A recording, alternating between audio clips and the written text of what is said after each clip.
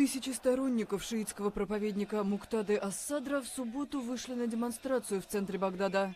Они требовали реорганизации комиссии, которая занимается подготовкой выборов в местные органы власти, намеченных на сентябрь. Имам ас-Садр и его единомышленники подозревают, что членов избиркома контролируют проиранские силы. «Мы хотим, чтобы насквозь продажная избирательная комиссия полностью изменилась», говорит один из участников акции протеста. «Эти люди далеко не независимы. Они привели к власти коррумпированное правительство». Мирная часть митинга закончилась, когда демонстранты попытались прорваться в зеленую зону, особо охраняемый район Багдада, где находятся госучреждения, посольства и офисы международных организаций. Протестующие вступили в стычки с полицией. Погиб один сотрудник сил правопорядка. Несколько человек получили ранения.